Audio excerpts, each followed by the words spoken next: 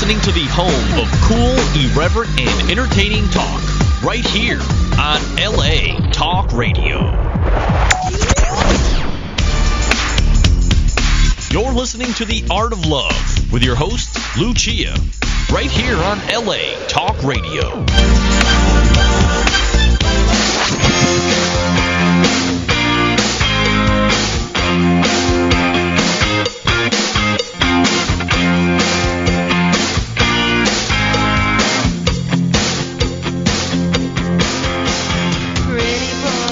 Hello and welcome to The Art of Love.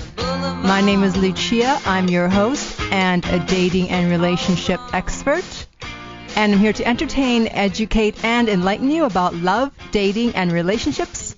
Take your live calls, answer your emails, and speak to authors of books which I find interesting. And once again, I've done it. I found yet another interesting book. Another Sunday, another show, and another book that I know you will be interested in. And it is called Maybe It's You. Maybe It's You. Stop wondering why you're single, girlfriend, and read this book. Okay, so I'm going to bring on the author of this book, which is Nikki Noakes. Hey, Nikki. Hello. Welcome to The Art of Love.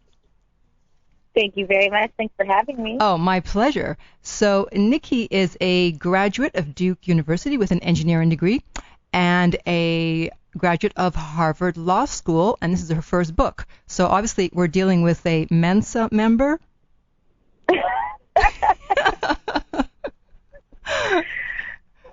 Oh, goodness. You don't know. Have you tried out to see if they'll take you? I have not, but you know what? I've had so many between the bar exam and the graduate school entrance exams. I think I've taken enough tests for the rest of my life. Yeah, you're too busy. And of course, the website is nikkinoakes.com, NIKKINOKES, and of course, the link will be on my page. So, how did you come to write this relationship book? Well, it started as a conversation for me. You know, relationships, I think, for women in particular, and men as well. It's just the most popular conversation topic, I think, imaginable, maybe besides, you know, some esoterica about sales and shopping, you know, but we love to talk about relationships, and I've always been the person amongst my friends who has the most ridiculous and amazing relationship stories all wrapped together. And I started to realize that the only thing in common between me and my experiences and the people I've dated was me.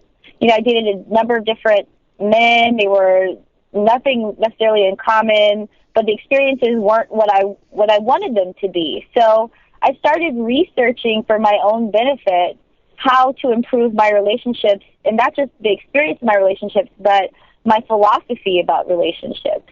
And in the course of that research, I realized that I think a lot of people could use that information, and so I decided to share it with as many people as possible and develop it into a book. So that's how we got to Maybe It's You.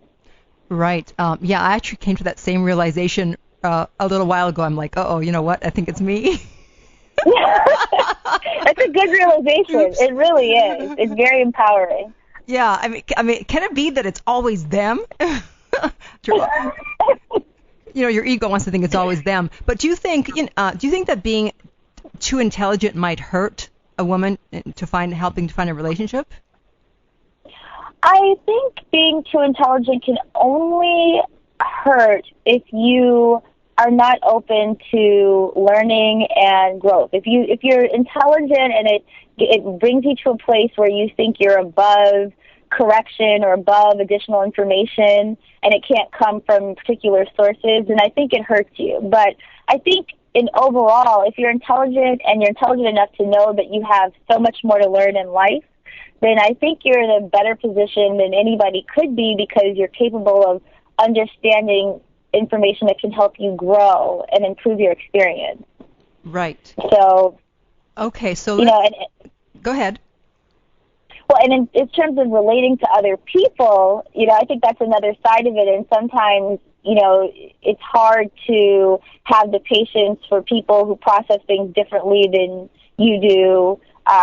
But, overall, I think it's a benefit, so net positive. Okay, good. We're not doomed. No. No. Okay, so the whole book is a list of, or not a list, but it has the reasons why it could be you, and then, of course, it goes into explain them. So we're going to go through some of these. And the first one I'm going to start with is maybe you don't know what you want. Yes. That topic, I think that's the number one issue that women face generally. I think we have this concept of what we think we want, but at the end of the day, we don't really have a clear conception of what we really do want. And it boils down to what we need, what's going to help engender our growth, what's going to spur our growth as a person, our personal growth, what's going to make us feel the way we want to feel as a positive experience. And a lot of times, most often, especially if women are unhappy in their relationships, I found that what you think you want doesn't line up to what you actually want or what you need as a woman. So I encourage my readers, and I try to go through in my book a process of getting to the base of what it is you really, really want, what you really need, as opposed to playing guessing games with objective, arbitrary criteria like a guy's height or his specific income.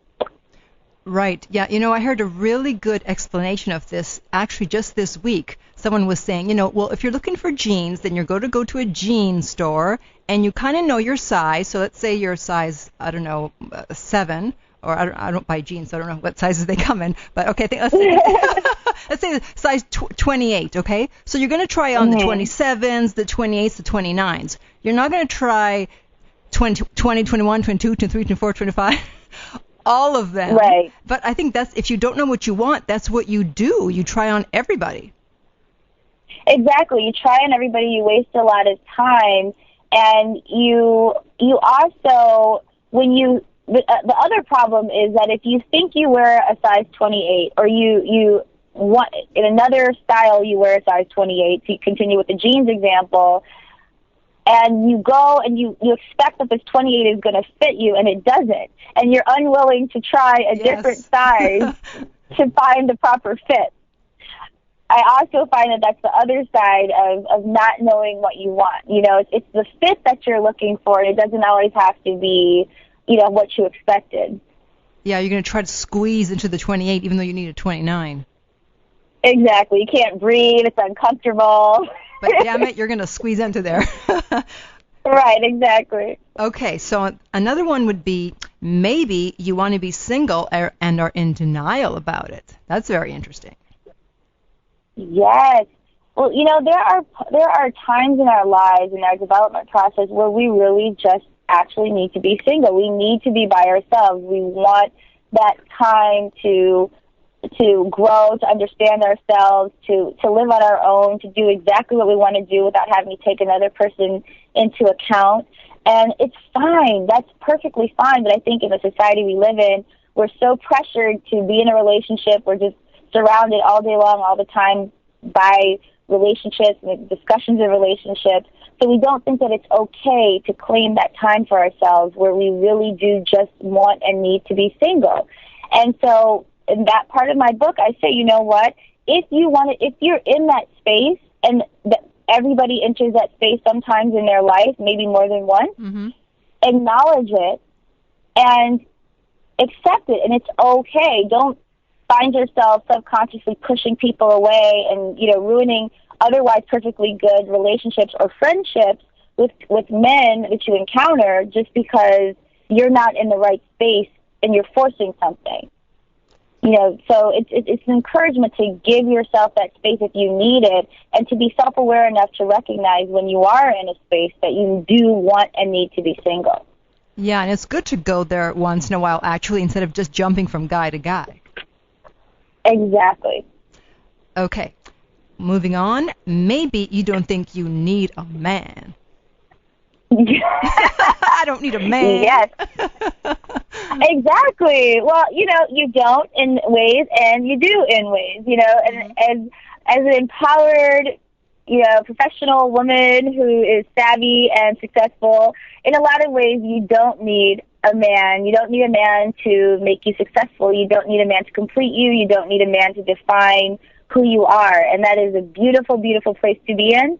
But you do need a man if that's what you want, if you want the companionship of a man, if you want to have a relationship with another person and grow in ways that only that type of experience can bring you, that, that type of growth. And if you want to have kids in a traditional way with a man, these are things that you do need another person for. So, I think it's great to be empowered, and it's great to be independent, and it's great to be able to do so many things on your own, and your life won't stop if you're single and you're on your own. But it's also okay to acknowledge that, okay, I'm great on my own.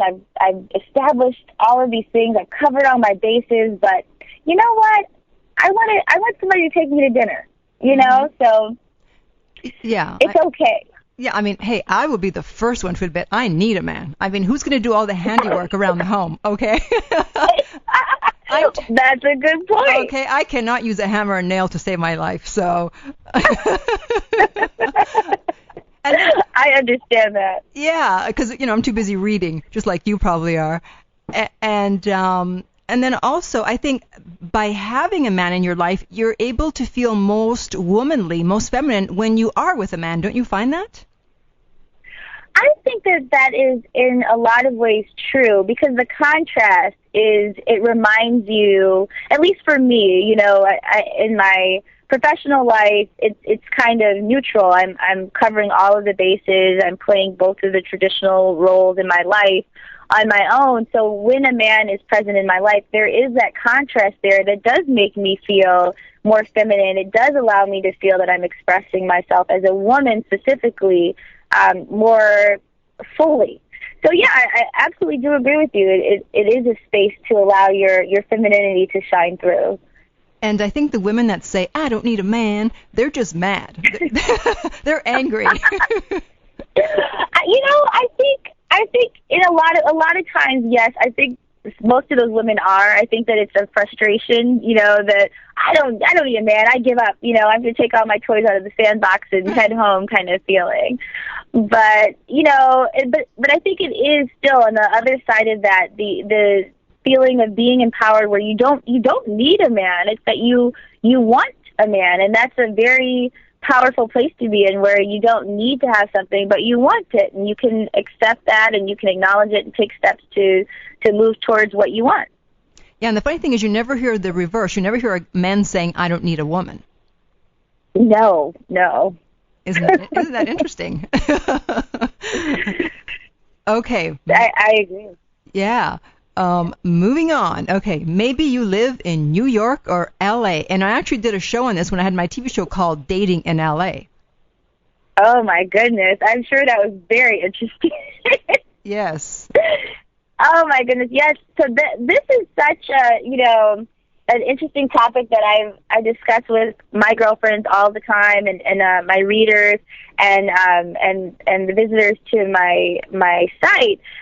Geographically, where you are geographically actually has a major impact on your dating experience, and I think a lot of people don't think about that. But, when you move to a particular area for work or play or otherwise, other people have a similar mentality, and what's available where you live dictates how people are going to spend their time. So if there are a lot of distractions, like there are in Los Angeles and in New York, especially, and other large cities, but those are, the two major metropolitan areas in our country, there's so many distractions.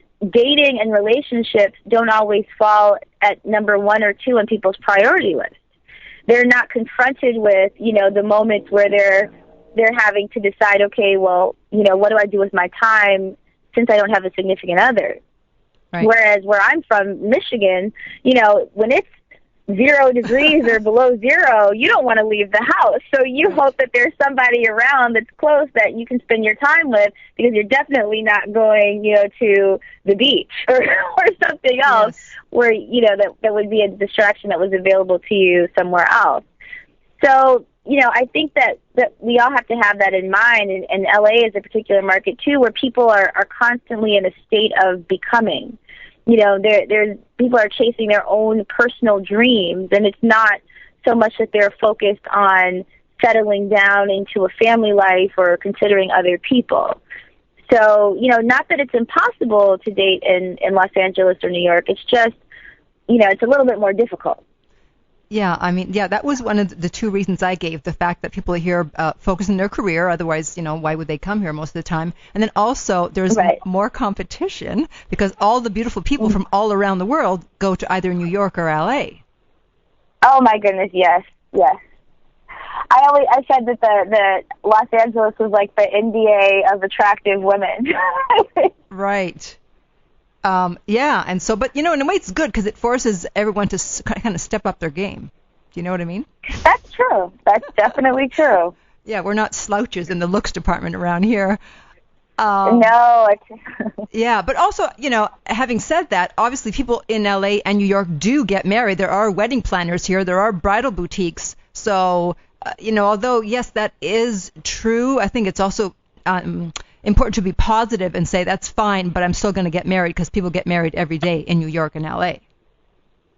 Right. I totally agree with you. People do get married. I think it's just a matter of understanding your values and understanding where you are and who you're likely to encounter. So, I recommend taking alternative paths to meet people when you're in cities like Los Angeles and New York. So online dating is a great avenue to meet people when you're in a large city like this, or also fundraisers or just, kind of social events that are non-traditional, not your typical nightclub or other type of bar scene. There's so many other ways to be proactive about meeting people, and I completely agree with you that it is possible to get married, to meet people, to date, to have wonderful experiences dating in large cities, but you just have to be a little bit more proactive about it, when you're in these places. Yeah, actually, I met a guy from Chicago, and he goes, how did you manage to slip through the net? He goes, if you lived in Chicago, if you live in Chicago, you'd be snapped up in 1 minute. Yeah, that's true. It's so true. A 10 in LA, is really a 10. It's you could be the most attractive woman in the world with all of the things going on the ball, and still there's 10 more of you right around the corner, so it's just the nature of big cities. There are more options, and but that means that there's better options for you as well here. It's just a matter of finding the right person. Exactly. Okay, moving on now. I was reading about this last night on Facebook. Somebody asked a question about this, and I know there's always controversy. It says, maybe you only date one person at a time. Oh, yes. Women never want to date more than one person, and I totally agree with you. They got to date until they have a deal on the table. I totally could not agree more. And if I could stress anything other than clearly defining what you want, I would this would be one of the top things on my list if I could get my girlfriends to understand this and incorporate it in the way that they view their dating experience. Until you are married, you're single. Mm-hmm. So a lot of women will enter into these, what I call fake marriages with the guys that they're dating. So they give the guy all the benefits of being married to him. They're completely faithful. They're always, available. They're cooking dinner. They're putting him first. They're doing everything that he could possibly want. And he feels no urgency or sense of anything because he's comfortable. And why wouldn't he be? Because he's got the benefits of a wife without having to have assumed the responsibilities of being a husband. So I say instead of doing this, instead of locking yourself into this mock marriage, if you're dating, date.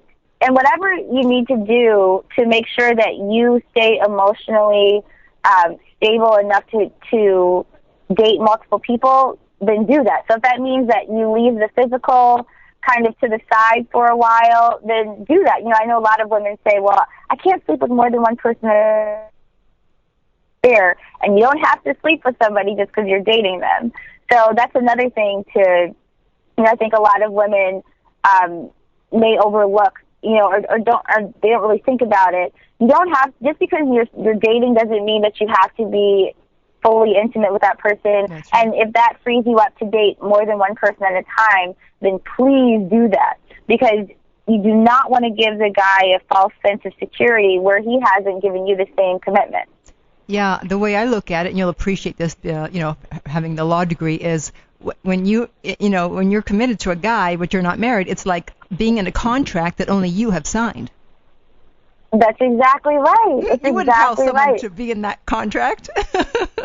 Exactly. There was I was doing a panel in D.C. a few months ago, and one of the co-panelists said, I like to go out on Friday night, and if one guy's not available, I want to have a roster of people that I can call until I get what I want.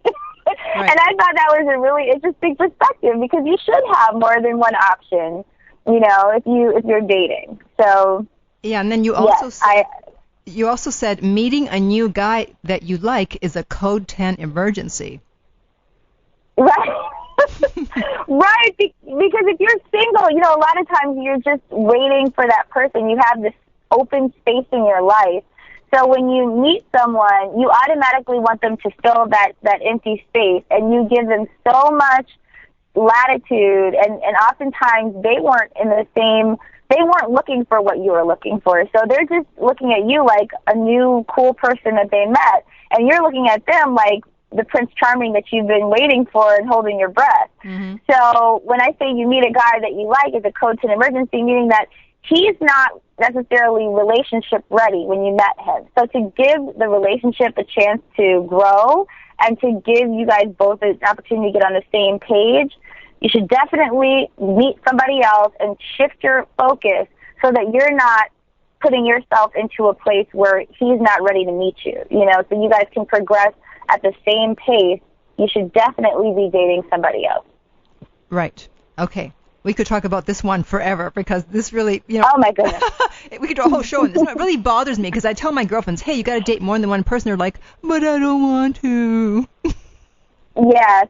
I understand, it's a sense of being honest and having a level of integrity, but the reality is that women and men just don't operate in the same way, and he's likely dating somebody else, or you don't occupy his thoughts at the same level that he occupies yours. So you've got to do something to level the playing field.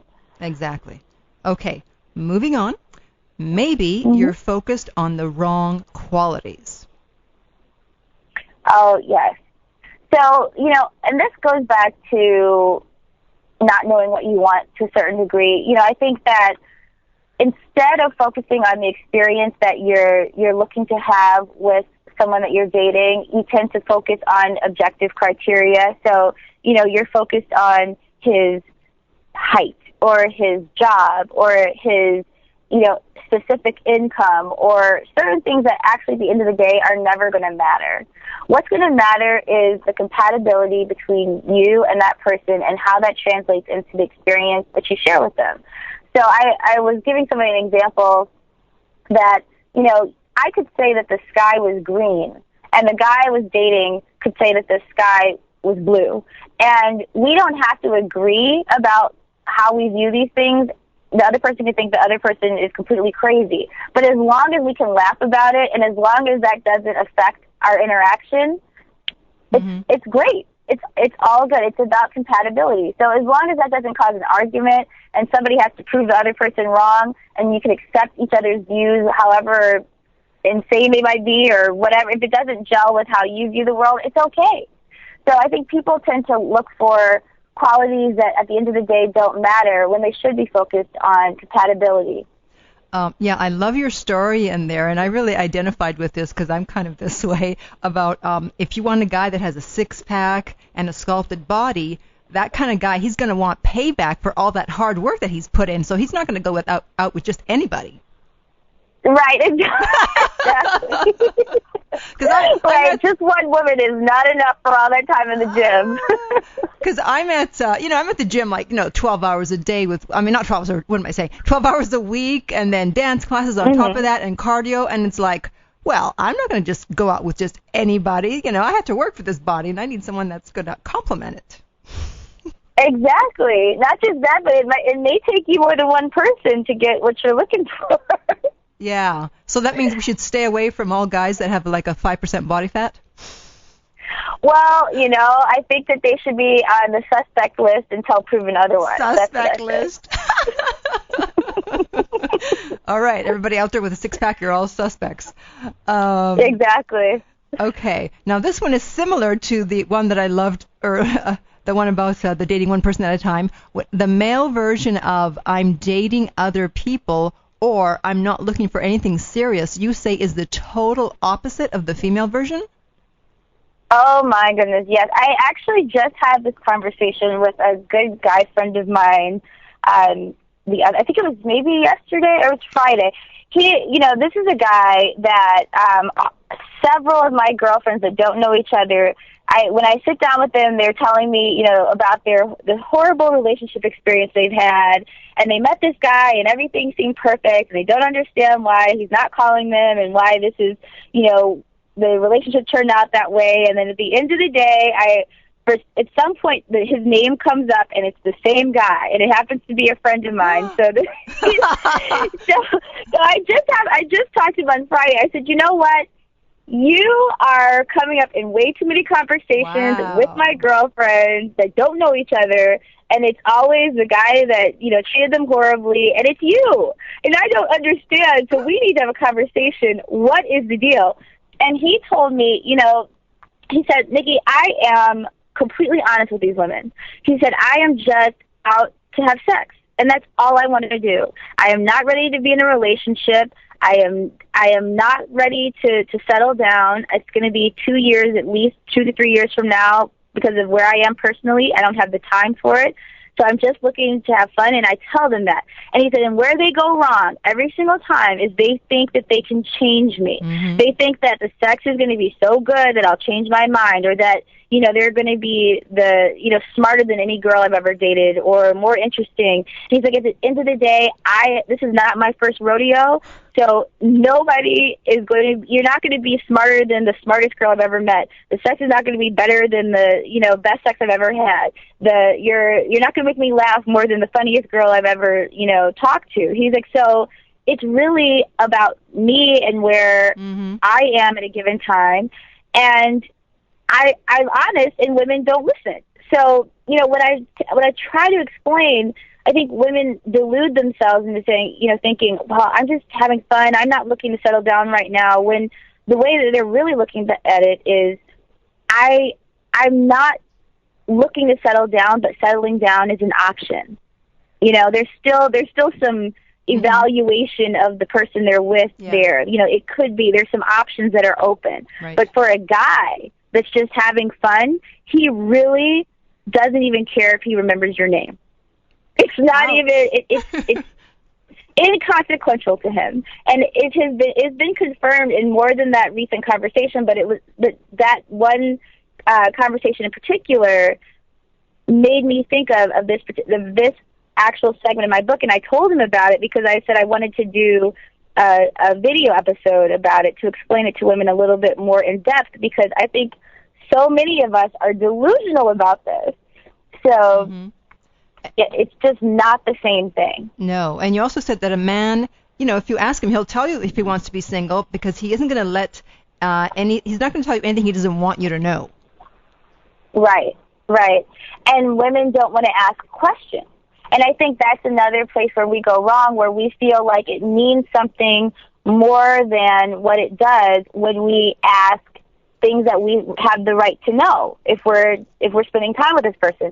Like there's nothing wrong with asking somebody if they're seeing other people.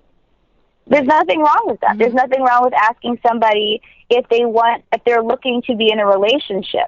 And just asking that doesn't mean that you're telling them that you want to be in a relationship with them. Right. And I think a lot of times we feel like if we ask the question then that means somehow that that person should imply that we want them in that way. You know, if we ask, are you looking for a relationship, then that somehow means I want to be in a relationship with you, which it doesn't. It's just a question. So, you know, I try to encourage my girlfriends to ask as many questions as possible and to get full information from the guy that's going to save them a lot of heartache. Yeah, you know, and I used to be that way. It's like, oh, I could never tell someone I was looking for a relationship or I wanted a boyfriend. And, you know, because it was almost like, it was like forbidden, you know, it's like, no, you cannot say that. It's a secret. And then ever since, you know, I've changed my mind. I'm like, no, you know what? Right now, I want a relationship. I want a boyfriend. And if someone doesn't want it, then they can piss off. And so, Exactly. so that's my attitude. That's my attitude. And so I have no problem telling anybody I talk to, I'm like, yeah, that's what I'm looking for. And if it scares someone away, then good. Exactly. But see, that is the secret, I think, that, and it's not really a closely guarded secret. It's not really even a secret. But, Right. you know, if you say what you want and the person you're with cannot accept that, then good riddance. You do not want to waste your time, because you are not going to do something so magical that's going to transform this person between now and 3 months from now. It's going to be the same person that didn't want to meet your needs 3 months from now as it is today. So you might as well just go ahead and put your needs and your wants on the table so that you both are on the same page. And you can waste as little time as possible with somebody that's not interested in giving you what you want and need. Yeah, I mean, I think we should be looking to, instead of looking for reasons to be with someone, we should be looking for reasons to get rid of them. Well, definitely, if a reason comes up, you should definitely get rid of them. Right, I do agree with that. But, you know, we always, like, make excuses and go, oh, but it's okay, blah, blah, blah. Instead, we should go, no, that's, you know, he's out of here. You know, like, go through guys quicker.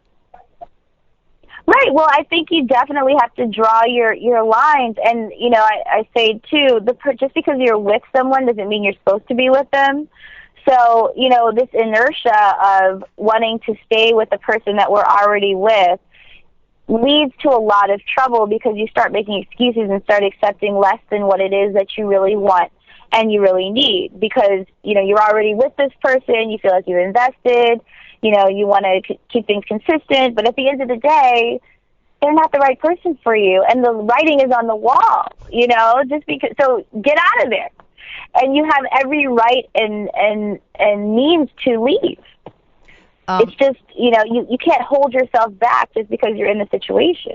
Yeah, you know, a couple of years ago when I still wasn't admitting that I wanted a relationship, I was out with this guy on our second date, and he says, oh, you're going to want a commitment. And and I said, what makes you think that? And he goes, well, you're a woman, aren't you? Oh, my goodness. Well, you should have told him you should be so lucky. Well, I probably said something like that, I'm sure. But, I mean, if that happened today, I'd be like, okay, thank you very much. No more dates with you. Right, exactly. Well, people, you know, generally, I think men will tell you where they are, what they're looking for, what they want. And you, as a woman, I cannot stress this more. Your only responsibility is to believe them. Believe them. And I definitely put that in my book, that, you know, if a guy tells you, if he would even make the effort to form the words with his mouth that he is not looking for something with you and says that to you, oh, he means it. He means it. Yeah, because he's not joking. If he's interested in a woman, he's not going to say, oh, no, I'm not looking for anything. He's not going to want to scare her away. Right. No. If he's interested and he wants what you, and it's not personal, but if he wants what you have at the time that you two have happened to come into each other's space, there will be no mention of, I'm not looking for something. It just don't work like that. Right, exactly. Okay, moving on to sex. The next one is, maybe you can't get the sex thing right. Oh, yes.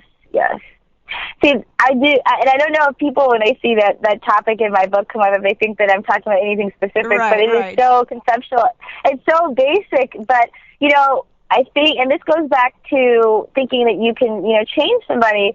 Women, we feel like, you know, so much stress and emphasis is placed on, our sexual behavior. We feel like if we have sex with someone, it's going to mean something so significant that it's going to be world-changing. The world starts spinning in the opposite direction as soon as we sleep with someone, which is not the case in either way. It doesn't make a man like you more. It's not going to make him like you where he didn't. And it's not going to make him not like you if he already did like you.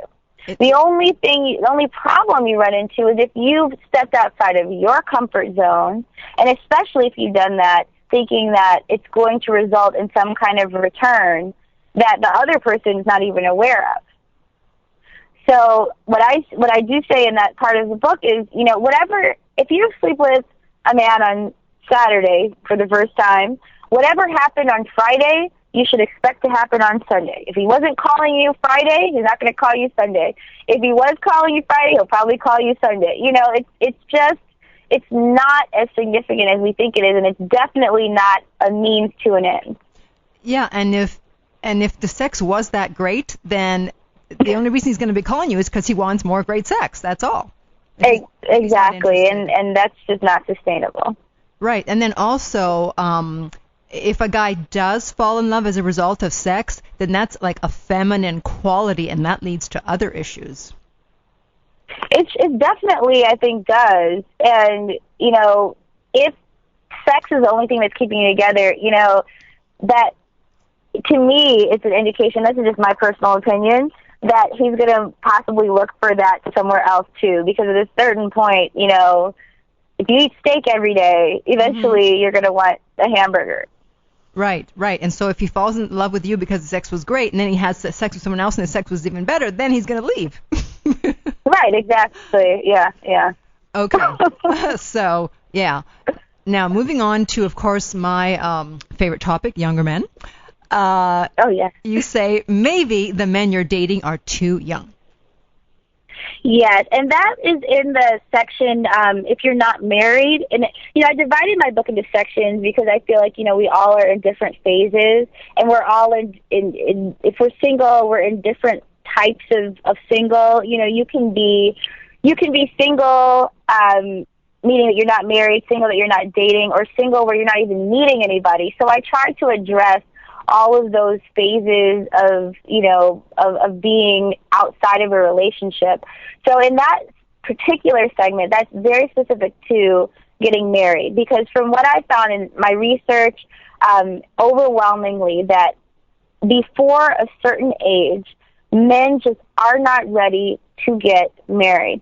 And that age increases depending on how big the metropolitan area is that they're living in. So, where a guy might be ready to get married at 30 or 28 in a different city that's outside of, a major metropolitan area like Los Angeles, New York, Chicago, when you're in these big areas, you've got to be pushing closer to 40. The larger the city, the closer to 40. And the reason is that men have a level of comfort that they need to reach before they're ready to assume the responsibilities of marriage. And so it just takes longer in certain places to get to that place because life is more expensive, the career path is longer, there's more distractions. So, if you want to get married, and that's really where your focus is, then you really should be evaluating men that are at the age where they reached a certain comfort level with the concept of marriage and that they're ready to get married. When you say comfort, do you mean comfort with the idea of marriage or just comfort in their life financially?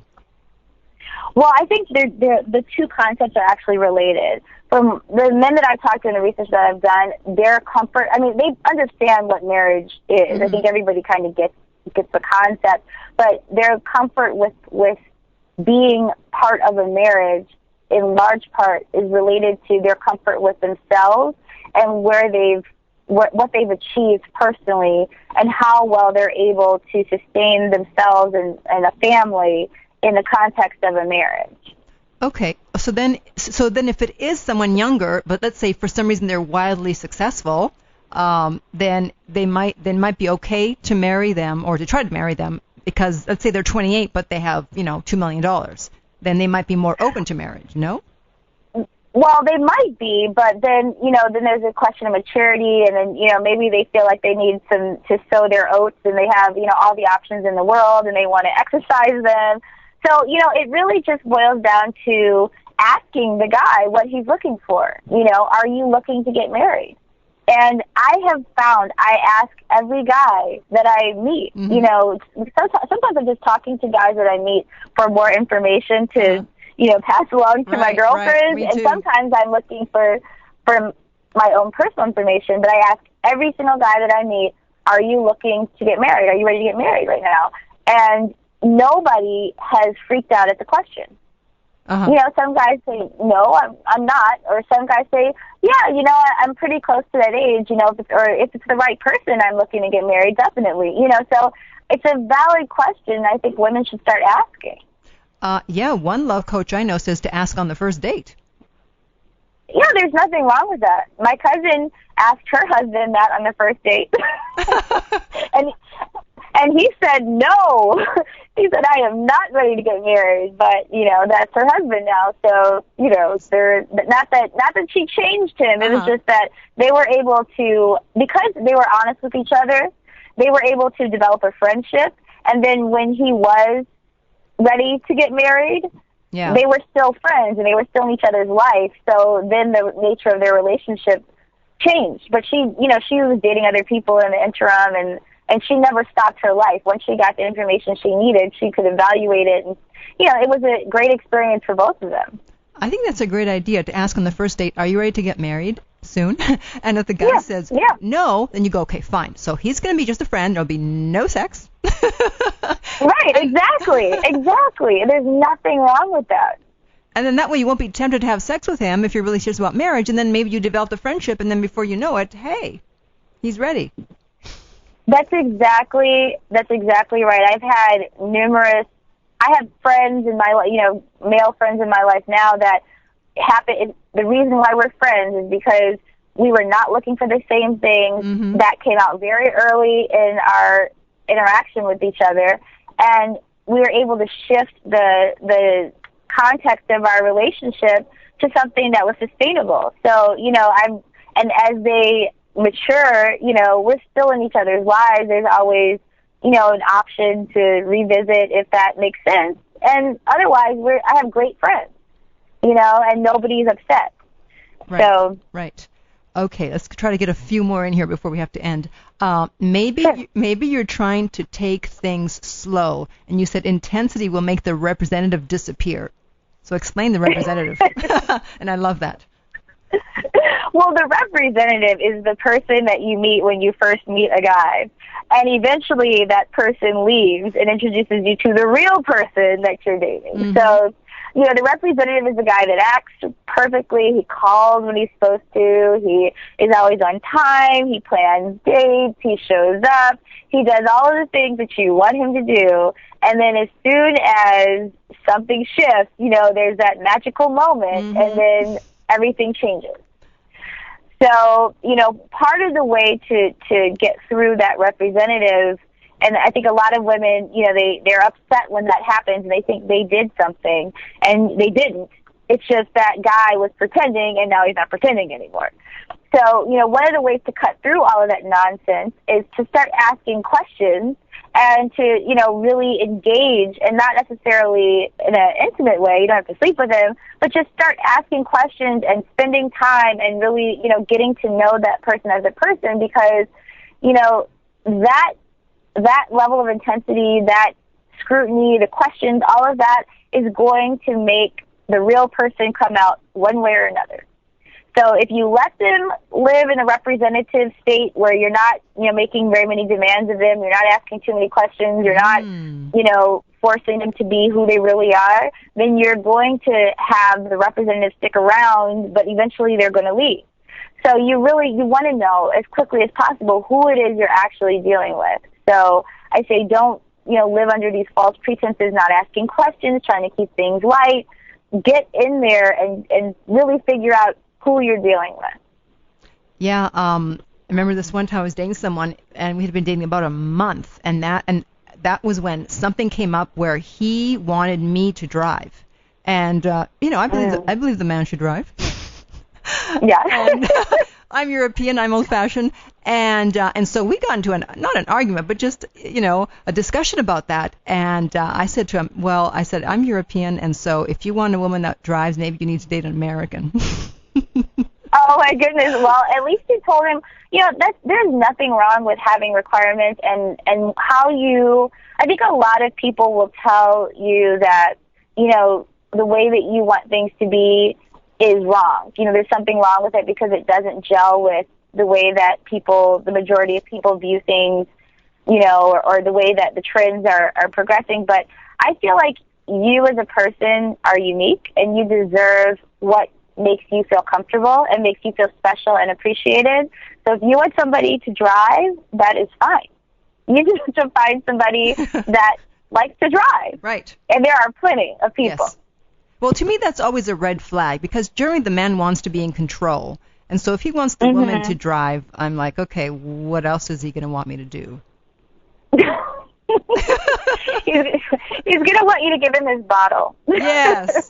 Take care of him, do his laundry, pick him up, and all that stuff. Okay. Another one is, maybe you're playing too hard to get. So what does that mean? Well, I have this wonderful quote. I just did an event in New York, and one of the panelists said, women should stop playing hard to get and start playing hard to keep. Mm-hmm. And it was from a guy, and I loved that. Yes. So, what I say is that you should be open to meeting people and getting to know people. Cast your net wide, but make sure that you keep your standards and your requirements at a level that not everybody gets past the gate. Not everybody gets into the net where you're able to evaluate them, you get to know them, they get to know you, but you shouldn't make a commitment, and you shouldn't compromise any of your standards and values. So, the best way to characterize it, I think, is that quote where, you're not hard to get. You're not hard to get to know, but you are hard to keep, meaning that you have certain standards and values that you're going to maintain, and you won't accept anything less than that. So somebody has to, if they're going to get to know you and be in your life, they have to be consistent with the way that they started. But, it's important to not exclude people and from your base of who you're getting to know just because of something arbitrary or because you're too standoffish. Yeah, I totally agree with that, because I think women, they do it the opposite. It's like they're hard to get, and then once you get them, then they're like, okay, whatever. They have, they just stay there, and you can treat them any way you want. But they played so hard to get for so long, and then once you get them, the house of cards collapses. Exactly. They made it so hard to get to know them that only the most persistent representative gets through. And then now they're stuck with that person, and when the representative leaves, then they have to start making excuses for the real person who's no longer treating them well. Right. So, I think consistency is what you should be looking for, not that initial, over-the-top whatever that somehow meets this ridiculous standard just for somebody to be able to get to know you. Yeah, there's this quote that came to mind right now. It says, love walks in on tiptoe and bangs the door when it leaves. Right. Because I think when true love does walk in, you don't even notice it. It kind of just happens. Right, it's true. And you never know where it's coming from or who it's coming from. All you know, it's just a process. And then the next thing you know, you look up and you're like, oh my gosh, this person has consistently treated me well, has consistently been a person that, I can count on and has my best interest at heart. And you can only find that out over time. Exactly. Well, Nikki, it's been wonderful having you on. Well, it's been a pleasure for me. It's been great talking with you. Yes. And, of course, again, the book is called Maybe It's You. Stop Wondering Why You're Single, Girlfriend, and read this book. And, of course, your website. What goes on at your website there? Well, I post video episodes of, I expand on topics that are in the book, just kind of like the conversation that we've been having during your show. Mm-hmm. And I also have discussions on my Facebook page, just, certain topics I'll throw out, and people that come to the Facebook page comment, and we have an actual conversation a couple times a week. So Great. That's what's going on with me. All right, wonderful. And, of course, the website is NikkiNoakes.com, and the link will be on the LA Radio Talk Radio page. So thanks for being on. Thank you for having me. It's been great. Okay, take care. Bye. Okay, bye-bye. Okay, well, I hope you enjoyed that. I certainly did. You can always learn more. I like that. Be hard to keep. Not hard to get, hard to keep. That's right. Okay, so my website is theartoflove.net, and it's just been redone. It's not totally done. That's why I haven't really announced it, but I'm giving you the preview. The first page looks fabulous, even though it's still not ready. But I love my latest news section. That's the part I love the best. You can see what I've been up to in the past few weeks. And that's theartoflove.net. Of course, my book is lessonsoflove.net, where you can read an excerpt from my book. And until next time, remember that love inspires, empowers, uplifts, and enlightens. You're listening to The Art of Love with your host, Lucia, right here on LA Talk Radio.